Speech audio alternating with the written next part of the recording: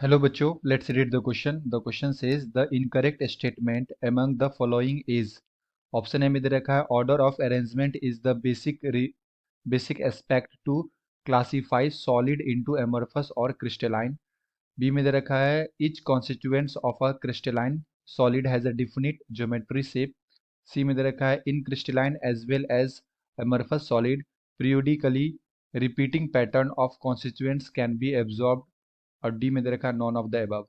तो हमें बताना है बच्चों कि इसमें से कौन सा ऑप्शंस इनकरेक्ट होगा। ठीक है, सो सबसे पहले बात करते हैं बच्चों की कॉन्सेप्ट की concept properties of crystalline and amorphous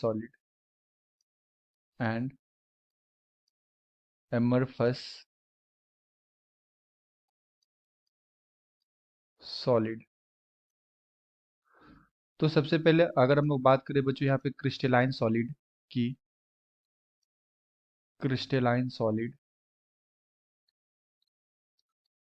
तो जो क्रिस्टलाइन सॉलिड होता है हमारा, ठीक है, इसमें जो भी पार्टिकल्स होते हैं इसका लॉन्ग ऑर्डर अरेंजमेंट होता है। Long order arrangement, long order arrangement, ठीक है। एंड जो पार्टिकल्स होते हैं ये अपने आप को रिपीट करते हैं ओवर अ लॉन्ग डिस्टेंस। तो हम लोग यहाँ पे बोल सकते हैं in crystalline solid, in crystalline solid particles particles arranged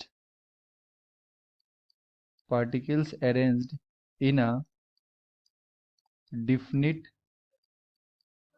repeating pattern, definite repeating pattern over a long distance, over a long distance, over a long distance, okay. तो ये होता है बच्चों हमारा क्रिस्टलाइन सॉलिड। एंड अगर हम लोग यहाँ पे देखें एमॉर्फस सॉलिड को, एमॉर्फस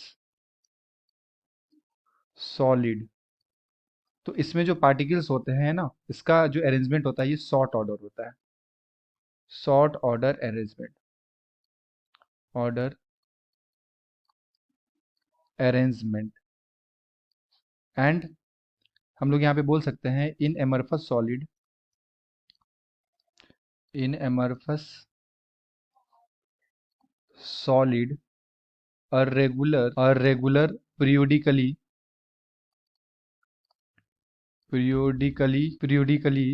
repeating